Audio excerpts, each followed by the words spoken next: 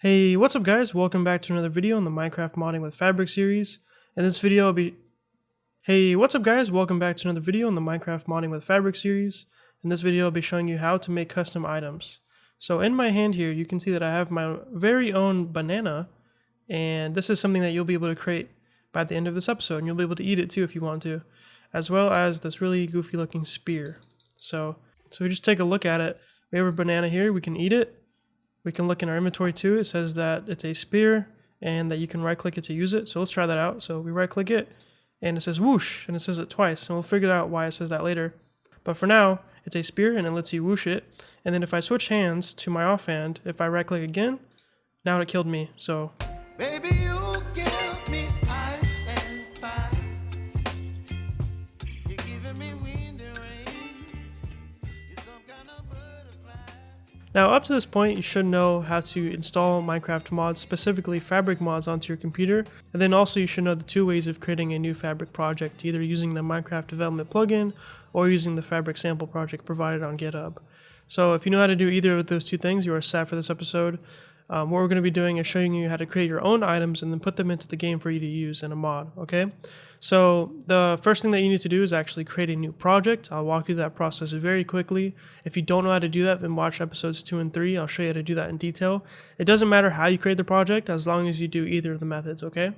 So we're going to create the project, and then I'm going to show you step by step how to create custom items in the game, how to access them in the game and mess around with them, and some basic stuff like that. Now, because this is the first episode with code in it, everything may be a little overwhelming. You may not understand what's going on, but just know I'll have all the code in the description below, and you can pause the video anytime, go back, and I'll have timestamps so you can go back easily if you need help understanding something, okay?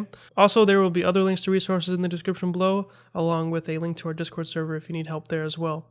So with that said, hopefully you're excited to learn how to do custom items and make your first real mod. Let's get started here. Now, the first thing I want to go ahead and do is create a new project from scratch. I'm just going to use the MC development plugin on IntelliJ. You can do whatever you want, like I said before, so I'm going to click next on here.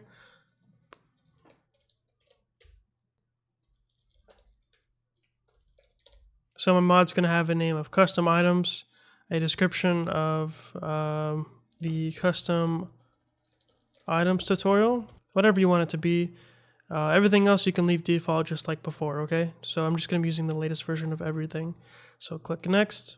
Now I'm going to say where I want my project to be. So I want it to be in Minecraft here, and then I want it to be in a subfolder of custom items. So my project is going to live in the custom items folder. So click create, go ahead and create this window, and then let the magic happen. So again, do not click this. Do not click load Gradle project. It's already loading everything and setting things up for you if it's, doing everything correctly. So just let it do its thing, and I'll be back in a second.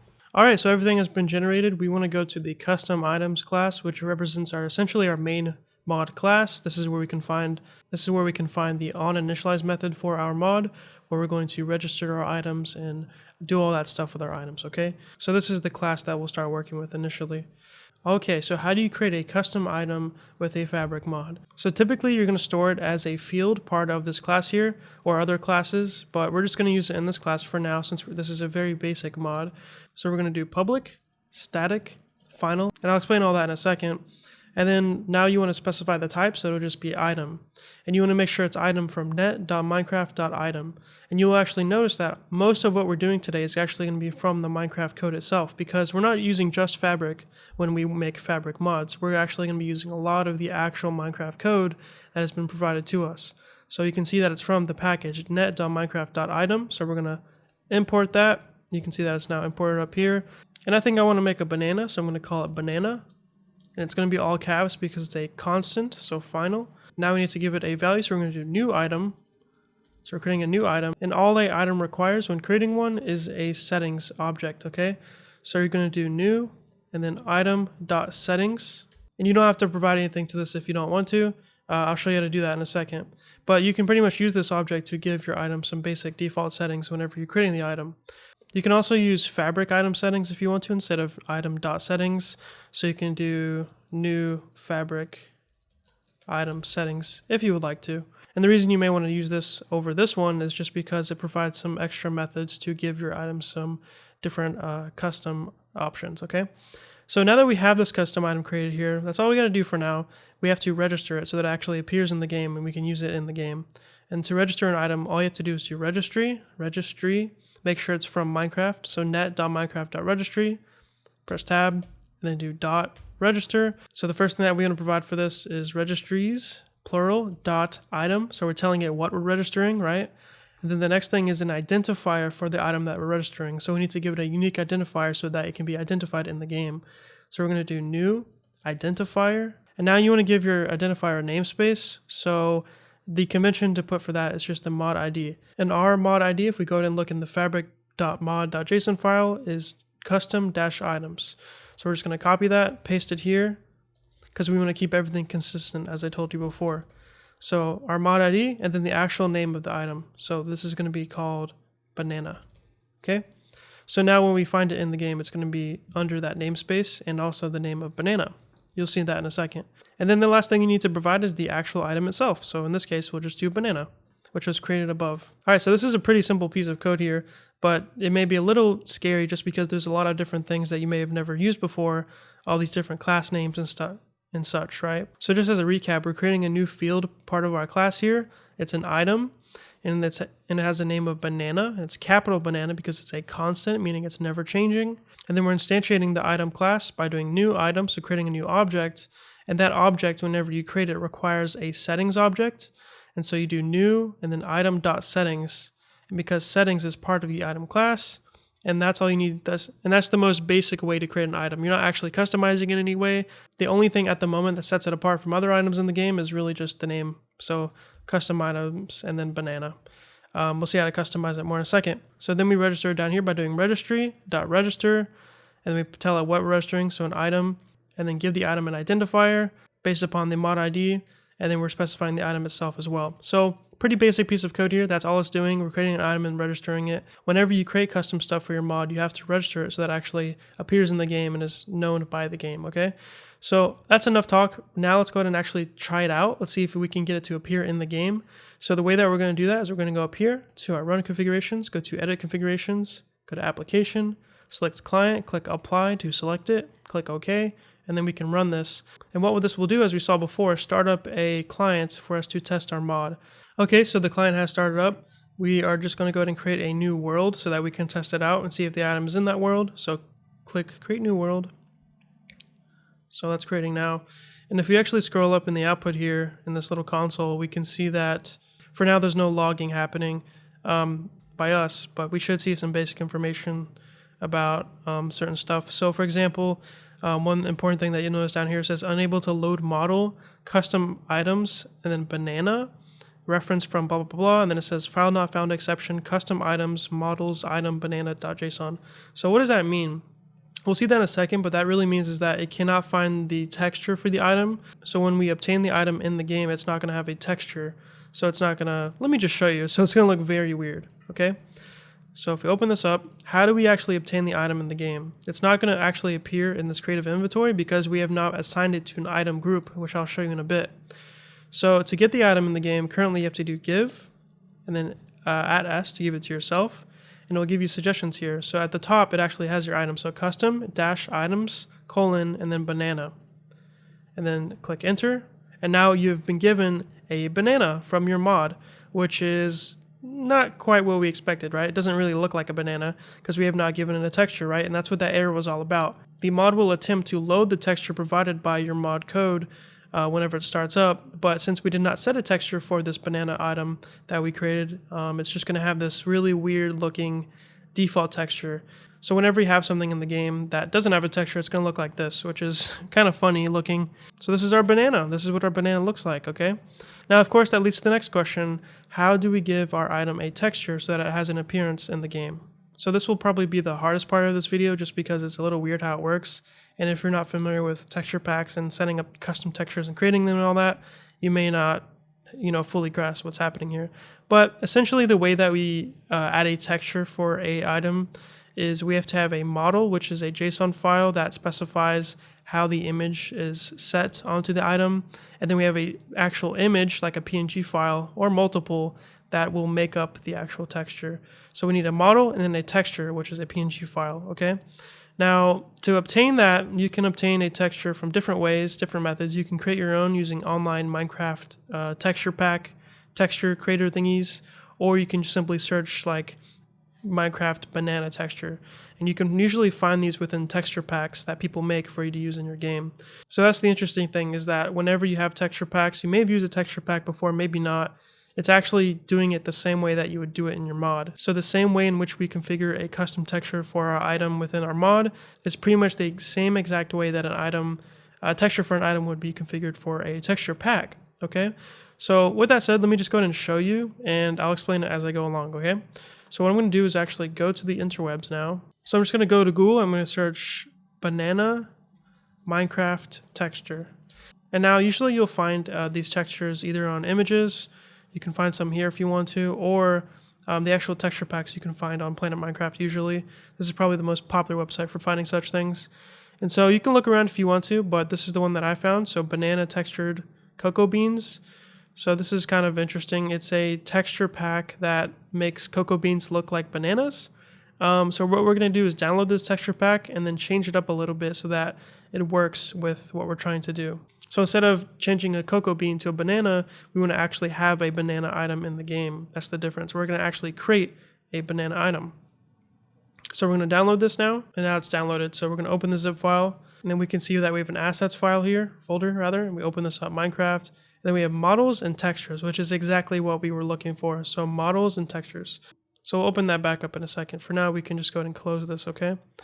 So we're going to go to the resources folder, and this is where we need to create an assets folder. It may already be there if you use the sample project provided by Fabric. And then within the assets folder, we're going to create a new directory, which is the same name as our mod ID. That's the convention, okay? So custom items, boop. And to make this easier to look at, because it's kind of being smushed together right now, we're going to go to here, and then do tree appearance, and then unselect compact middle packages. So click that to unselect it. And now we can see the folders, they look like regular now. So within the custom items folder, we're going to create two new folders, which is models and textures. That's exactly the same thing that we just saw right here within the texture pack. So we're going to do new, directory, models, and then we're going to do new, directory, right alongside that, and do textures. Now we have to create two more folders. So inside of models, we're going to do new, directory, and then do item. And then inside of textures, we're going to do new, directory, and then we're going to do item. And the reason that we're doing this is because you're going to have textures and models, not just for items, but for other things like blocks, okay? So that's why we have that. So this is going to be something that's hard to remember if it's not already provided to you. So this is why the code for this episode is provided in the description below, okay? But anyway, now that we have this, we can provide the texture in the model for our custom item that we're trying to set, okay? So we're going to go back to this texture pack and then go to textures and then go to item. And now we have the cocoabeans.png, open that up, and we can see that it's a banana. If we zoom in here, it's a banana. And it's really small because the standard size for a texture in Minecraft is 16 by 16. So literally 16 pixels by 16 pixels, okay? You can actually do bigger for what's called HD images, and that will actually work. But for just the regular everyday Minecraft texture, it's usually going to be 16 by 16, but you can play around with that if you want to. So anyway, I'm going to move that in there now. So I'm going to drag and drop, boom. And now we have the cocoabeans.png texture or image within that folder. And right now it's called cocoa beans just because that texture pack was trying to make cocoa beans look like a banana. But what we need to do is change that to whatever our custom item is named. In this case, it's just called banana, all in lowercase. So we're going to rename this now. So right click, refactor, rename, banana. There we go.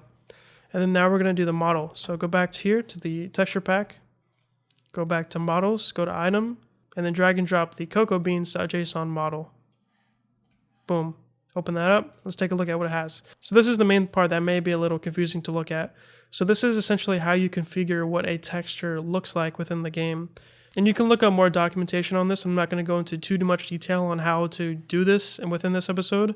I just want to show you how to add a texture. And these files can get pretty complex. This is actually the most basic one that you can have. So you're telling it the parent, which is item-generated. So it's just a basic item. And then here you have a texture with only one little image as the layer. In other texture packs that I've seen, you have a PNG with a bunch of different sort of images all combined. And then you're taking a bunch of layers and then making it into a texture to look cool in the game. So that's why it's very helpful to download these texture packs from other people who have already put in the work to make them look really cool. So you can just copy and paste it like I did. That's why I showed you that, okay? So this is probably the most important part when you're copying and pasting it from a texture pack. So you need to make sure that this actually corresponds here with the image that you provided in the textures folder. This is what that's referring to. It's telling it what the layer should be made of. It's actually talking about that image that you had before. So first things first, let's just go ahead and rename this file itself. So renamed also to banana. So that's going to be the model for the texture, and this is going to correspond with each other. So what you want to do is take this and get rid of it and replace it with whatever your mod ID is. So it's going to be custom-items in my case. And then after that, you're going to leave it as item because it is indeed an item. And then following the slash, you're going to put the name of the item, which in this case is, of course, banana. So banana. And now, hopefully, if you did this correctly, this should correspond to the PNG that you have in the other folder, okay? Again, this may be a little overwhelming, a little confusing, but you can see that it sort of makes sense. You see that this corresponds to the mod ID, so this is telling it where to find it, sort of, the namespace. This is telling it that it's an item, so this is also corresponding to this folder here. And then finally, you have the name of the image itself, so banana. And then it's just adding PNG automatically when it's looking for it behind the scenes in the code. And that's it. So you don't actually have to do anything in the code itself. All you have to do is add the texture inside of the assets folder. So if we did everything correctly, it should just automatically recognize that when starting it up. So let's go ahead and restart this here. So it's going to close down my current client and then reopen it with all the new loaded stuff, okay? And when I left the world, I was already holding the item, so it should just appear as a banana now if we did everything correctly. So let me full screen that. And here we go. Yeah, we have the banana. So it looks a little funny, but you can see that the default texture is now gone, replaced with our texture from the texture pack that we downloaded. So pretty awesome. So this is our banana. Sweet. So if we go to an F5 real quick, we can see that we're indeed holding a banana. Pretty funny. And if we go back to our output here, our console, we can see that it no longer has that error that was there before. So we know that it was loaded up successfully. So if you're having any issues and for some reason it still has the default texture, check the console, see what it says, and it should tell you where it was looking for the file and that it didn't find it. So now that we have a banana, it would be cool if we can make it so that the banana is edible, right? So if I hold right click right now, it does not let me do anything. I cannot actually consume the banana, which is sad. So how can we sort of configure our item that we've created? It's cool that we can add the item to the game and make it look like an actual banana, but how do we change it? Now with such a basic setup, the way that you would do that is just with these settings that you provide here. So you can actually do dot, and then you have these methods that you can use here. So you have food to provide a food component, you have max count, fireproof, rarity, max damage, blah, blah, blah. It's not actually that many options, right? And again, you can also use fabric item settings, which gives you a few more options. But even then, oops, let me import that. So hover over that and do import class to import that. But you can see that there's a few more methods here, but it's still not that many. So this is the basic way of adding custom settings to your item that you create. We're going to see how to create an actual custom item class in a minute so that we can add even more custom functionality to our items, okay? So right now we can do a few things. If we actually use the max count method, this will make it so that you can specify how many items can be in a single stack of bananas. So if we do max count 32, there can only be 32 bananas in a single stack. Or if we do 2, there can only be 2 bananas in a single stack, okay? So let me also show you how you can, like I said before, make the item consumable. You can do that by doing dot and then doing food. And so the food method requires one thing, which is a food component. And this is the part of the episode where you may say, how do you know what a food component is? Like, what is it? How does it work? And you may be saying that from the very beginning, like, how do you know what an item is? How do you know that the settings class is a part of the item class?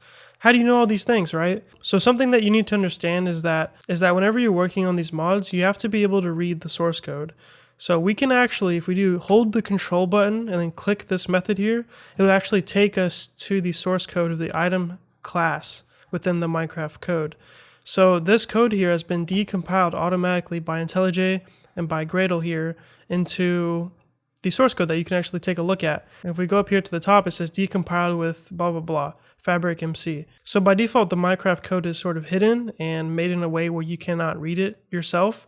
So the Fabric MC team and other people in the community have made it so that they've taken the code, which is obfuscated, and made it into a readable format along with documentation, which is extremely helpful. So by default, the item class part of net.minecraft.item is not something you can actually read on your own. It's very hard to understand because the methods don't even have real names, the fields don't have real names, and so they have gone through the long process of mapping it into something that is very much readable. So all of this here is for you to be able to sort of understand how the Minecraft code works. So if you have a good grasp on Java and you know how to read the source code here, you can make your way through making mods, and you don't have to rely on tutorials for everything that you do. So of course you're watching this episode just so you can learn how to make items, and that's really nice, but I'm not going to be able to make tutorials on everything out there, right? So you need to be able to go into the source code at times and actually look at like what's happening and what does this mean, what's happening behind the scenes and stuff, okay? So this is just one example. We are looking at the item class right now, and we could see some basic information, implements toggleable feature, item configurable, fabric item, which is added onto there pretty much. It's got a logger, block items, blah, blah, blah. It's got a lot of stuff that you may even never touch, but some stuff is very helpful to know. So some methods are very self-explanatory. The item class itself is pretty self-explanatory in whole. It's all very understandable, but other stuff out there, such as the food components class, is not very understandable. So again, if we just go back to food, we see that the food method requires a food component object as a parameter, right? So if we just go back to this, hold control, and then click it, we can actually hold control again and then click food component, and this will take us to the class definition for food component.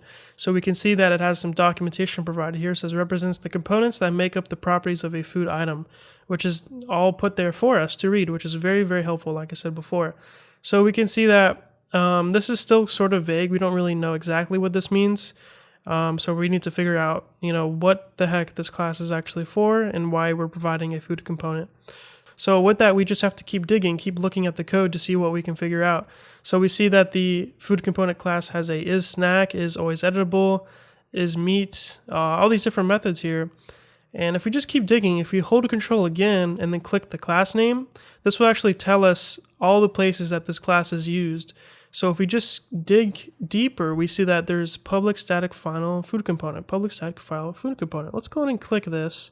And this will take us to another class called food components, plural, that has a list of public static final food components. So it has apple, baked potato, all the different foods within the game of Minecraft. And we can see that each of these fields here is a single food component, and they all have different sort of values here. We have food component.builder.hunger 4, saturation modifier 0.3, float, hunger 5, all different values, right? And these represent the different ways that foods are represented within the game of Minecraft. So that whenever you have a cooked beef, for example, if you have a cooked beef item, you know that it'll give you 8 hunger or something like that, and then has a saturation modifier of 0.8, okay? That's the basic idea behind this. And the way that we are able to find this is by digging into the source code. You can see that this is part of net.minecraft, meaning that's actually Minecraft code, but behind the scenes, a team of people have made it so that you can read this. It's not readable on its own, like I said before, okay?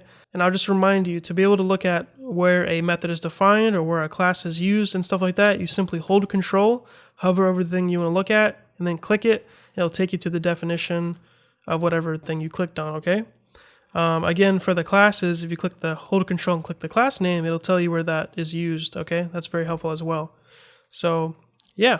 If for some reason this is not working for you, make sure that, as we did in the last episode, you go to Gradle, and then go to Tasks, then go to Fabric, and then do Generate Sources. This is needed to be able to see the decompiled code, okay? So if you have not used the Minecraft Development plugin within IntelliJ, you need to make sure to do this whenever you're creating the project, okay? So now that we have a grasp on what a food component is, we can start to use it. So we can now do food components. We know about that class now. So food components dot, and then we have all these different options here. And these represent the different presets for different types of foods. So if we want our banana item to emulate how a beef works, we can do that. So now it'll have the same sort of food attributes as beef does. And as we saw within the food components class, you can define your own attributes by doing new food component.builder. So we can do that if you want to as well. So we can do new food component.builder and then define the hunger, saturation modifier, status effect, blah, blah, blah. Okay. Pretty cool, right?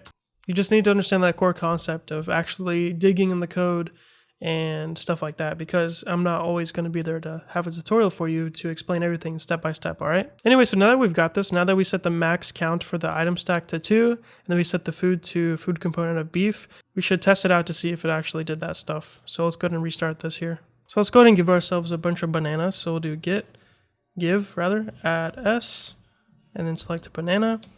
And then we can do a number, so we can do like 120, and hopefully it should give us a 120 bananas, but in stacks of 2, because that's the maximum stack. And there we go. Cool. So that works perfectly. So that's the first way we've customized our item to make it different from others. And now let's also see, if we hold the right click, it should let us consume it, and it does. Boom. We're now consuming the banana. Pretty cool, right? And the little chunks that come out of it match the texture, which is nice as well. So everything seems to be working very nicely. Alright guys, so now what I'm going to show you how to do is actually make your own item class. And the way that we're going to do that is by extending the Minecraft item class. So let's go over to our code here, go into custom items, that package, and we're going to create a new package within it called items. And so this is where every item that we create can live. It's just a way of organizing it, okay? So within that package, we're going to right click, do new Java class, and we're going to call our item spear. We're going to make a custom spear item, since as far as I know that does not exist within Minecraft. So public class spear, and then we just do extends item. And by doing that, if you know anything about object-oriented programming, we have just inherited all the attributes from item, and we have inherited the methods as well. And we can override some of them to give our item custom functionality. So let's go ahead and create a constructor for that. You can do that by putting your cursor on the red part and doing Alt-Enter, or even just hover over it and do create constructor matching super. So what this will do is create a constructor for your class and do super, and then pass in the settings, because every item needs a settings. So whenever we create this spear here, we have to make sure that the settings are passed in and it's set and all that stuff, okay?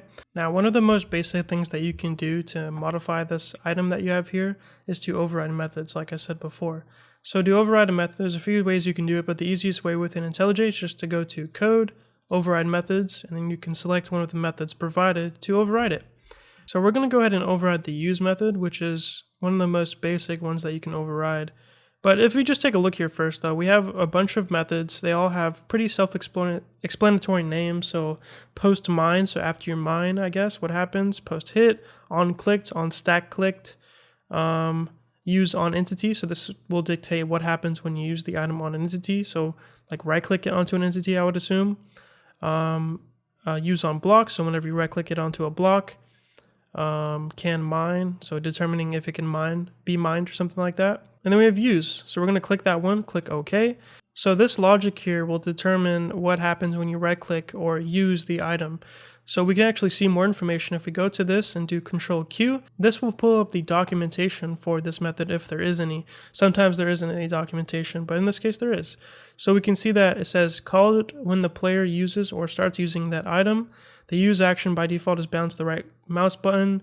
This method checks the player's hunger when the item is a food and will pass in all other cases by default. If the item can be used for multiple ticks, then this will only be called when the player starts using it, blah, blah, blah.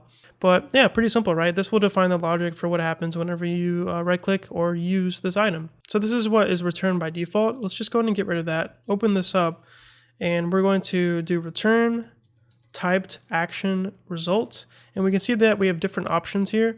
And the basic one that we want to use is the success option. And this is as simple as it sounds. It indicates that it's a success.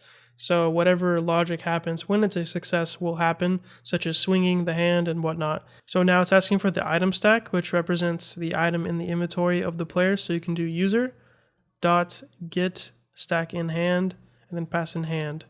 So speaking of that, what are these here? So these are obviously parameters. Hopefully you know that. But we can see that this method has been provided 3 parameters: the world that this is occurring in, the player entity, which represents the player using the item, and then we have the hand, which represents which hand is being used, so the main hand or the offhand. So that information can be used to get information about what's happening, or we can use the player entity, for example, to send them a message or kill the player or something like that, right? So let's go ahead and try adding some logic. So right now, if we were to right click the spear, if it's in our hand, it would not do anything, right? Because we have not added any logic. So that's what we're trying to define here. So first of all, let's go ahead and check to see if the item is in the main hand of the player. So we're going to do if hand. So if we just go to hand and then do Control Q to see the documentation, we can see that hand is actually a enumeration. And if we click it, we can see that we have only two options, main hand and offhand, as I told you before. So we're going to do if hand is equal to hand.mainHand. Then we want to do some code. Otherwise, we want to do stuff for the offhand. So if it's the main hand, what we want to do is just play a sound to the player. How about that? So we're going to do user, which represents the player involved in this interaction here. And we have a lot of options for what we can do here to the player. So if we actually just check it out, hold Control, click it, we can see all the different stuff here, part of the player entity class. So all the different methods, all the different fields and such, okay? So we can see that it has add score, set score, use riptide, on death. So this defines what happened when the player dies. That's already implemented. Drop inventory. Yeah, so this is pretty much the source code of what happens for a player, which is pretty cool. So you can check that out if you want to see all the different options for stuff that you can do. But one of them is .playSound. So play sound, and then for this you can pass in a sound event. So to get a sound event, you can do sound events dot, and then you have all these different sound options here. So you can just choose a sound that sort of makes sense to you. Let's do like calcite fall or break rather. Let's see what that is. And then after that, you can provide a volume and a pitch. We'll learn a little bit in the future. I'll have a separate video on sounds and how to create custom sounds, but generally speaking, the volume and a pitch is obviously two float values, and the default is just 1. So 1.0 F for float, and then 1.0 F for float, okay? And you can play around with those volume and pitch values if you want to. And let's go ahead and play a different sound for when they use the offhand. So we'll do user.playSound, sound events, dot, and then we'll do block roots break or something like that.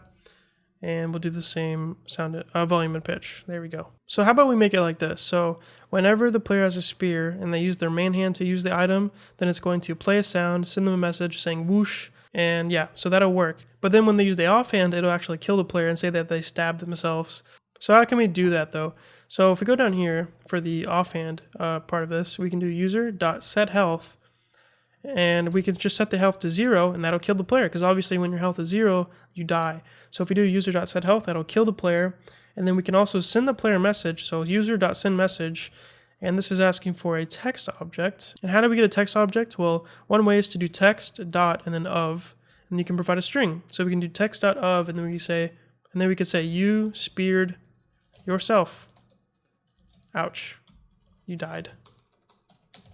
So that is the message that will be sent to the player when they kill themselves accidentally. And then something cool is if you do Control P, this will bring up the parameters here. You can see that there's two different versions of this method. You have just one that requires a text object, and then one that requires a text object as well as a Boolean. And so this overlay will represent a true or false value that determines if the item will be shown in your chat bar or on the action bar. So if you do true to specify overlay, it'll come up on your action bar, okay? Just so you know, in case you're curious about that. So that will happen if the player uses the offhand to use the item. Otherwise, if they use their main hand, then what we want to do is send them another message. So user.sendMessage text.of whoosh. And that's pretty much all I want to add for that. So now what we have done is defined our own custom spear item class. So now we can go back into our main class here and actually create that item. So we can do public static final item, same way we did before, spear. And then we're going to do new spear instead of item this time, because the spear item extends the item class, so this is perfectly valid. So new spear is equal to, and then we need a setting still, so new item.settings or fabric item settings, either one. And then we're actually going to do max count of 1, just because it only makes sense to have one spear at a time. You can't stack multiple. So let's go ahead and register that now, so it appears in game. So registry.register, registries.item, new identifier, custom dash items, and then the name. So this is just going to be spear. We'll keep it simple, and then spear. There we go. So now we have registered the item. Let's go ahead and test it out. All right, so I am in game now, and I've given myself the spear. So now we can go ahead and test it out. Currently it's in my offhand for some reason, so I'm going to put it back into my main hand, and then I'm going to right click to use it. Ready? 3, make sure your sound is on, by the way. 3, 2, 1. And there we go. We heard a sound. And if you look closely, it actually sent the message to us twice, which is very interesting. So the reason that this is happening is actually just because the mods that we create at the moment are both client and server-sided mods. You may have heard that term before, a client-sided mod or a server-sided mod. I'll have maybe a whole video on this in the future, a short video on like the actual distinction between client and server. But Minecraft is essentially broken down into those two categories, client and server. Now the Minecraft game that you start on your computer and that I'm currently using right now is the client. And this is simply part of the game that you run on your own, and it plays the audio for you. It shows you the game, the graphics. This is the part that you actually control. You are the client. And the server, you can really think of it as the world on a high level. It's not really, but there's something called the logical server and the actual physical server. A server on a high level is just how you play with your friends. You may have heard of that, or you may have used a server before. But this world that we're actually playing on is a logical representation of a server. So what that means is that every time we do something within our mod, like run some code, like we have right here, this is running on both the client and the server. So it's happening in your game that you're running on your computer, as well as the world that you are playing on. Okay, so like I said, I will make a video on that topic specifically because it's important to know exactly what that means, but hopefully that explanation is good enough for now. Just know that the mod is running both on what's called the client, your actual game, and then the server, which in this case is our world. We're not actually using a server, like a physical server. We're using just a local Minecraft world, which sort of logically represents a server, okay? So with that said, you just have to be aware of the fact that some of these things are going to happen twice, such as sending the message. And in a future episode, I'll show you how you can properly deal with that so that you can execute a certain logic on the client or on the server specifically rather than just both and get two messages at once, right? But yeah, so now we've got some basic functionality for our spear whenever we use the spear, which is very nice. We can add more functionality by overriding more methods. So we can go back to code, override methods, and there's a bunch more that you can play with, but one of the ones that I want to show you about is called append tooltip. So I just need to find it. Append tooltip, here we go. So this is responsible for adding to the tooltip of the item. So whenever you hover over the item in your inventory, the little description, that's the tooltip, okay? So we can override this method here, a part of the item class, to provide a tooltip for our custom item, which is very nice. So all we have to do is use this tooltip list here. It's a list of text. So we can just add to that to make it have a tooltip. That's all we have to do. So we could do stuff like tooltip.add, and then now we need text again. So we'll do text.of, and then we'll say this is a spear. Pretty cool. And then we'll do another one. So tooltip add text.of, right click to use. Okay. So now if we go ahead and see what that looks like in game, we should have a tooltip now. Okay, I'm back on the server now. So if we hover over the item in our inventory, we can see that it says this is a spear, right click to use. Awesome. So yet again, that's another example of how we can add custom functionality to one of our items. The last thing I'm going to do real quick though is actually give this spear a texture because it's really bothering me how this looks right now. So I'm going to give it a texture so it actually appears as a spear. So I already found a spear that I'll be using, so I'm just going to bring it into my project and give it all the proper names and stuff like that. So here we have pretty much the same exact thing as before. We have the basic items slash generated parent thingy, and then we have for the textures just a simple reference to that PNG that we added on the texture side of this.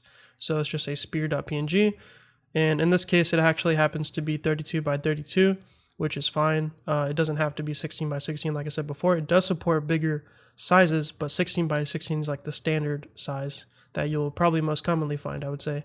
But I could be wrong about that. Anyway, so this should be all we need to do to get that texture set onto the spear item, because as long as the names all match up whenever you add it here, it should automatically apply. So let's restart this. Alright, we are back in the game. We have a spear now. It looks a little goofy, not gonna lie, but it does have a texture, so it looks way better than it did before. And there we go. So every time we right click, it says whoosh again, and it plays a sound. I can't really hear it right now because I have my sound off, but it does play sound, I know that. And again, if we switch it to our offhand, it should kill us. Boom, there we go, we died. Okay guys, this has been a very long tutorial so far, but I want to show you guys one more thing, which is how to give your item a name. So up to this point, if we give ourselves an item, so give and s banana 1, we can see that when we hover over it or just look at it, it has a weird name, which is just item.customitems.banana. And so you may be wondering, how the heck do I give my item an actual display name? So when you look at it, it has that name.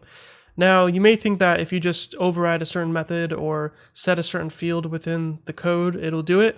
But actually, it's quite different. What you need to do is create a lang folder and provide a language file that specifies the name for that item.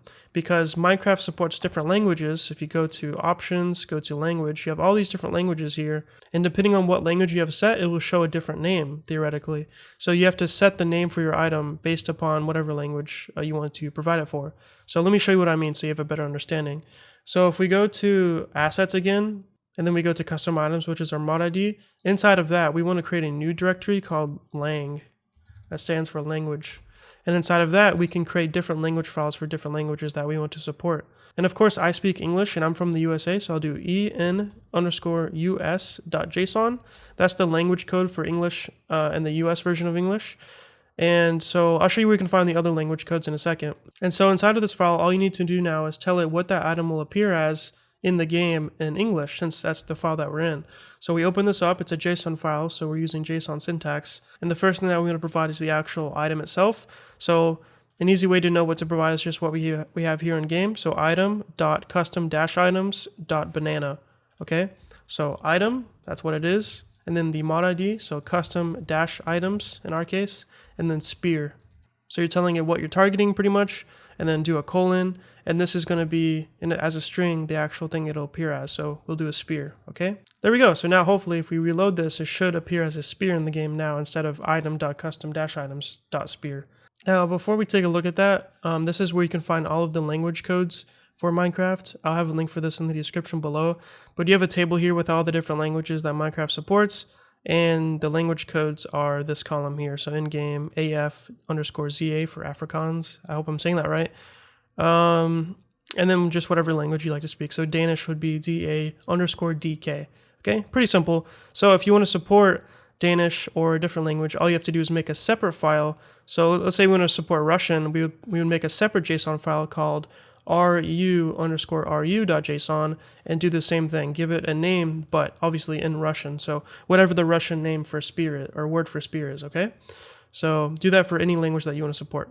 All right, we are back in game now. If we take a look, our banana still says that weird name, but if we go to the spear now, if we get the spear, we can see that the spear is now spear. So it says spear, and this is a spear, right click to use. Awesome. In the future, I'll show you I can customize that more to give it more like colors and stuff like that. But for now, that's the most basic way to give your items a name. So just in case you were wondering. And of course, we can add the same thing for banana. So let's go ahead and do that real quick. So let's go here.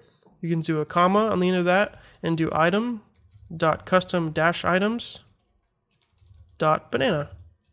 And if you did that correctly, it'll show up in the game now as banana. And there you go. That's all I want to teach you for this episode. I know there's a lot of stuff I'm still not showing you. Like there's a bunch of different methods you could still override in this item class that you have here. But I want you guys to also play around on your own and see what you can figure out how to do. Throughout the video series, you'll see more and more stuff. We unlock more pieces of the puzzle. I know in this episode we showed a lot of different things and not all of it may make sense. There's still a lot of puzzle pieces you have to unlock to sort of make a better understanding of this in your mind. That's at least how I feel. I really do think of it as a puzzle, and when you're learning something such as this, like a big framework or a library or an API or whatever, it can be very challenging when you don't know all the different components of it. But the more you start to use it, the more you practice, the more experience you gain, the more you'll start to grasp it in your mind. And so this is just the first start. Now you know how to make custom items, first by just creating a new item object, and then you could pass it a settings object as well to give it some basic custom settings like a max count for the stack or make it edible by providing a food component. You also know how to read the source code just by holding control and clicking on something to take you to the decompiled source code, which is very, very powerful. And of course, you know how to register that item as well, which is very important so that it actually shows up in the game and Minecraft is aware of it. And then finally, I showed you guys how to make custom items, well, even more custom items simply by extending the item class and making your own item classes yourself. So now we have our own custom spear class that inherits everything else from the item class, but we are customizing and overriding some of that functionality to make it do some cool stuff. So last but not least though, I showed you how to add a texture for your items as well, so it actually appears as something in the game that's not part of the game by default.